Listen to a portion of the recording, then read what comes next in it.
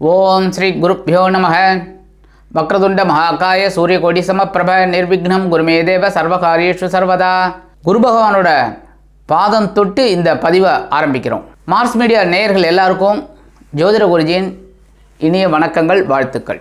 இந்த பதிவில் நம்ம என்ன பார்க்க போகிறோம் அப்படின்னா, இந்த வீடியோ பதிவில் சுக்கிர பகவானின் பெயர்ச்சி. இந்த சுக்கிர பகவான் முதல்ல பார்த்திங்கன்னா களத்திரக்காரகன் சொல்லக்கூடியது, ஆனால் அதே சமயம் சந்தோஷக்காரகன். இந்த உலகமே ஒரு சந்தோஷத்தில் இருக்குது. அதாவது பணங்காசு இருக்கிறவங்களுக்கும் கொஞ்சம் ஓரளவுக்கு சந்தோஷம், அதேமாரி பணங்காசு இல்லை அப்படின்னாலும் ஏகப்பட்ட பிரச்சனையில் இருக்கிறவங்களுக்கும் சில நேரங்களில் பார்த்திங்கன்னா சந்தோஷமாக இருக்கக்கூடிய ஒரு சூழ்நிலை.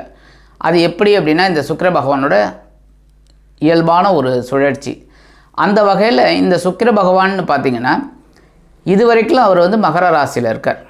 இப்போது 8/3/2024 முதல் 31/3/2024 வரைக்கும் 24 நாட்கள் இந்த சுக்கிர பகவான் கும்பராசியில் சஞ்சாரம் பண்ண போகிறார். இந்த கும்பராசியில் ஆல்ரெடி சனீஸ்வர பகவான் சூப்பராக உட்காந்துட்டுருக்கார், ஆட்சி வீடு. அந்த இடத்துல இந்த சுக்கிர பகவான் போய் உட்கார்றார். இது என்ன அப்படின்னா, சனீஸ்வர பகவான் உழைப்பு, சுக்கிர பகவான் சந்தோஷம். உழைப்பிற்கு ஏற்ற ஒரு சந்தோஷம் இருந்துக்கிட்டே இருக்கும். நிறைய பேருக்கு பார்த்திங்கன்னா எவ்வளவுக்கு எவ்வளோ உழைக்கிறோமோ அந்த அளவுக்கு சந்தோஷம் கண்டிப்பாக இந்த சுக்கிர பகவான் கொடுப்பார். அந்த வகையில் இந்த கும்பராசியில் இருந்துக்கிட்டு இந்த சுக்கிர பகவான் என்னென்ன பலாபலன்களை ஒவ்வொரு ராசிக்கும் கொடுக்க போகிறார் அப்படிங்கிறத பற்றி நம்ம இப்போ தெளிவாக பார்ப்போம். பதிவுக்கு போகிறதுக்கு முன்னாடி நம்ம சேனலை சப்ஸ்கிரைப் பண்ணாதவங்க பண்ணுங்கள், லைக் பண்ணுங்கள், கமெண்ட் பண்ணுங்கள். உங்கள் கமெண்ட்ஸுக்கு நாங்கள் பதில் கொடுத்துக்கிட்டு இருக்கோம். ஆக இந்த பதிவுக்கு போகலாமா? எனதருமை கன்னி ராசி நேயர்களே, இந்த பதிவில் நம்ம என்ன பார்க்க போகிறோம் அப்படின்னா, அற்புதமான சுக்கிர பகவானின் பெயர்ச்சி. இந்த சுக்கிர பகவான் யார் அப்படின்னு பார்த்தீங்கன்னா சூப்பர். என்ன சூப்பர்னு கேட்குறீங்க? தனவாக்கு குடும்பஸ்தானாதிபதி இவர் தான், பாக்கியாதிபதி இவர் தான்.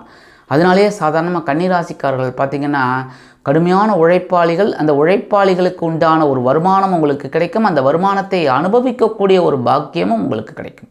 அதுதான் பெரிய விஷயம். எவ்வளோதான் வருமானம் வந்தாலும் ஒரு 2 இட்லி கூட சாப்பிட முடியல அப்படின்னா அவன் அந்த பாக்கியத்தை அனுபவிக்கலையே. ஆனால் உங்களுக்கு இந்த சுக்கிர பகவான் அனுகூலமாக இருப்பார். நல்லா போடுன்னு போடலாம் தாராளமாக.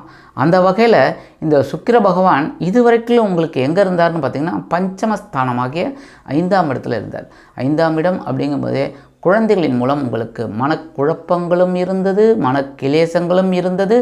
அதே நேரம் குழந்தைகளின் மூலம் மன சந்தோஷங்களும் அதிகரித்தது. கண்டிப்பாக அதை ஒத்துக்கணும்ல.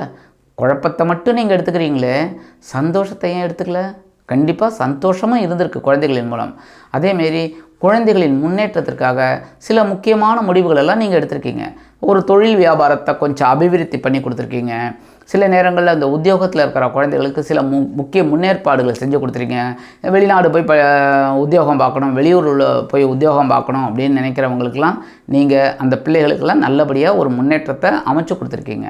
சில பேருக்கு பார்த்திங்கன்னா சில குறைகள் இருந்துக்கிட்டு இருக்குது. என்ன அப்படின்னா, உங்கள் ஜென்மராசிலே கேது பகவான் சில நேரங்களில் ஒரு சில அனுபவங்களை கொடுத்துட்டுருக்கார். அதே சமயம் 7ஆம் இடமாகிய களத்திரஸ்தானத்தில் இந்த ராகு பகவான் இருந்துக்கிட்டு சில குழப்பங்களை வாழ்க்கை துணை மூலமாகவோ இல்லை வாழ்க்கையிலோ சில குழப்பங்களை கொடுத்துட்டுருக்கார். சரி, இந்த குரு பகவானாவது சாதகமாக இருக்காரான்னு பார்த்தா அவரும் 8ஆம் இடத்துல இருக்கார். அஷ்டம ராசி எல்லாருமே கொஞ்சம் இடக்க மடக்காக இருக்கிறதுனால உங்களுக்கு சில பிரச்சனைகள். ஆனால் அந்த குரு பகவான் அந்த பார்வை பலத்தால் உங்கள் விரயஸ்தானத்தை பார்க்கறதுனால செலவுகளை கொடுத்துட்டுருக்கார். அதே சமயம் 2ஆம் இடமாகிய துலாம் ராசியை பார்க்குறதுனால செலவுகளை சமாளிக்கக்கூடிய ஒரு வருமானத்தையும் கொடுத்துருந்துருக்கார். சுகஸ்தானத்தில் ஒரு பார்வை விழுறதுனால அதனால சுகத்தையும் கொடுத்துட்டுருக்கார். ஆக சில குழப்பங்களும் உங்களுக்கு கொடுத்துட்டுருக்கார், அதே சமயம் சில நன்மைகளையும் உங்களுக்கு கொடுத்துட்டுருக்கார். அந்த வகையில் உங்களுக்கு குருவோட பார்வை பலம் நல்லபடியாக இருக்குது. இப்போ இந்த பஞ்சமஸ்தானத்தில் இருந்த சுக்கிர பகவான் இப்போ எங்கே வரப்போகிறாருன்னு பார்த்தீங்கன்னா பகைருணர் ரோகஸ்தானமாகிய 6ஆம் இடத்துக்கு வரப்போகிறார். ஆல்ரெடி அங்கே யார் இருக்கான்னு பார்த்தீங்கன்னா சனீஸ்வர பகவான் இருக்கார். 6ஆம் இடத்துல இருந்துட்டு உங்களுக்கு சில நன்மைகளை கொடுத்துட்ருக்கார். உத்தியோகத்தில் இருக்கிறவங்களுக்கெல்லாம் சில உயர்வுகளை கொடுத்துட்டுருக்காரு. ஏன்னா இப்படிலாம் வேலை செஞ்சிங்கன்னா உனக்கு அந்த வேலை நல்லபடியாக அமையும் அப்படின்னு சொல்லி கொடுத்துருக்காரு. அதை நீங்கள் செஞ்சிட்ருக்கீங்க. அதுக்கு உண்டான உயர்வுகளும் உங்களுக்கு வந்துக்கிட்டு இருக்குது. அதேமாதிரி குடும்பத்துக்கு என்னென்ன தேவையோ அதெல்லாம் நீங்கள் அழகாக மெயின்டைன் பண்ணிட்டு வரீங்க. கொடுக்கல் வாங்கலில் இருக்கிறவங்களுக்கும் ஓரளவுக்கு பரவாயில்லைங்க. உடல் ஆரோக்கியமும் பரவாயில்லை, ஒன்றும் பெரிய அளவில் பாதகம் இல்லை. ஆனால் இந்த சுக்கிர பகவான் 6ஆம் இடத்துல உள்ள சனீஸ்வர பகவானோட சேர்ந்துண்டு சுக்கிர பகவான் சனீஸ்வர பகவான் அற்புதமான பலன்களை உங்களுக்கு கொடுக்க போகிறார். என்ன அப்படின்னா, உத்தியோகத்தில் கொஞ்சம் நீங்கள் வேகமாக வேலை செய்கிற மாதிரி ஒரு பொறுப்புகளை கொடுப்பாங்க. ஏன்னா நீங்கள் வந்து ஹெட்டு, அதாவது நீங்கள் ஒரு ஐடி துறையில் இருக்கீங்க அப்படின்னா, சாதாரணமாக கன்னி ராசியில் சேர்ந்தவங்களாம் ஐடி துறையில் இருப்பீங்க. ஏன்னா இந்த தகவல் தொழில்நுட்பம் இதிலெல்லாம் நீங்கள் இருந்திருப்பீங்க. அந்த வகையில் இந்த ஐடி துறையில் இருக்கிறவங்களுக்கு டீம் லீடர் அந்த மாதிரிலாம் ஒரு போஸ்டிங் கிடச்சிருக்கு. நல்லபடியாக பரபரப்பாக இருக்கக்கூடிய ஒரு சூழ்நிலை உங்களுக்கு அமையும். அதே சமயம் புதுசாக வேலை தேடுற குழந்தைகளுக்கெல்லாம் வேலை வாய்ப்பு நல்லபடியாக கிடைக்கும். தொழில் வியாபாரம் அப்படிங்கும்போது நீங்கள் இந்த சக வியாபாரிகள்கிட்ட அட்வைஸ் கேட்குறத நிறுத்திடுங்க. அவங்கக்கிட்ட கேட்காதீங்க, நீங்கள் அனுபவத்தில் கேட்டுக்கோங்க. அந்த மாதிரி இருக்கும்போது தொழில் வியாபாரம் நல்லபடியாக அமையும். சில பேருக்கு பார்த்திங்கன்னா புதுசாக தொழில் தொடங்கலாம் அப்படின்னா, இல்லை இந்த தொழிலை அபிவிருத்தி பண்ணலாம், இல்லை அந்த தொழிலுக்கு உப தொழிலை ஒன்று ஆரம்பிக்கலாம் அப்படின்னா தாராளமாக நீங்கள் செய்யலாம்.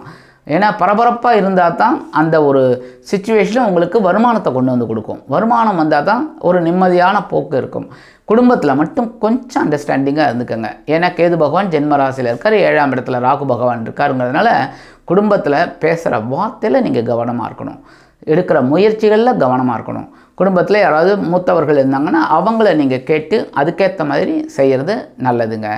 குடும்பத்தில் அனாவசியமான பேச்சுக்கள் வேண்டாம். அதேமாரி இந்த கணவன் மனைவி அப்படிங்கும்போது பேசுகிற வார்த்தையில் கவனமாக இருக்கிறது நல்லது.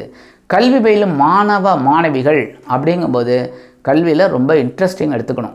இன்ட்ரெஸ்ட் எடுத்தால் தான் நல்லா படிக்க முடியும்.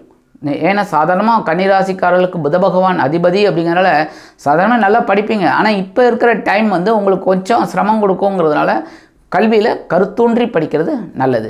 அந்த மாதிரி பண்ணிங்கனால உங்களுக்கு நல்ல மதிப்பெண்கள் கிடைக்குங்க. நல்லா படிக்கக்கூடிய குழந்தைகள் அபிவிருத்தி அடையக்கூடிய ஒரு வாய்ப்புகள் இந்த சுக்கிர பகவான் கண்டிப்பாக கொடுப்பார். சில பேருக்கு பார்த்திங்கன்னா விலை உயர்ந்த பொருட்களை வாங்கக்கூடிய ஒரு வாய்ப்புகளும் இவர் கொடுப்பார். ஏன்னா 6ஆம் இடத்துல இருந்துட்டு சனீஸ்வர பகவான் அங்கே இருக்கிறதுனால சில நேரங்களில் உங்களுக்கு சில அனுகூலமான பலன்கள் கண்டிப்பாக அமையும். எடுக்கிற முயற்சிகள்லாம் உங்களுக்கு சாதகமாக அமையணும் அப்படின்னா உங்களோட ராசிநாதன் புத பகவானுக்கு தேவதை விஷ்ணு.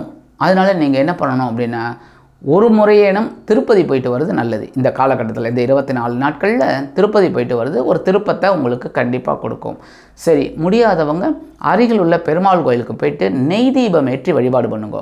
பெருமாளுக்கும் தாயாருக்கும் நெய் தீபம் ஏற்றி வழிபாடு பண்ணுறது ரொம்ப விசேஷமான பலன்களை கண்டிப்பாக கொடுக்கும். ஆக இந்த 6ஆம் இடத்தில் பகைருண ரோகஸ்தானத்தில் ஏற்கனவே சனீஸ்வர பகவான் இருக்கிறார். அவர் கூட இந்த சுக்கிர பகவான் வந்து 24 நாட்கள் உங்களுக்கு பலவிதங்களிலும் பலவிதமான ஒரு முன்னேற்றத்தை கண்டிப்பாக கொடுப்பார் என்று கூறி விடைபெறுகிறேன். நன்றி, வணக்கம். மீண்டும் ஒரு அருமையான பதிவில் நான் உங்களை மனமகிழ்ச்சியோடு சந்திக்கிறேன். வாழ்த்துக்கள். வாழ்க வளமுடன். இந்த சேனல் உங்களுக்கு பிடிச்சிருந்தா மறக்காம சப்ஸ்கிரைப் பண்ணுங்க, ஷேர் பண்ணுங்க, லைக் பண்ணுங்க, கமெண்ட் பண்ணுங்க.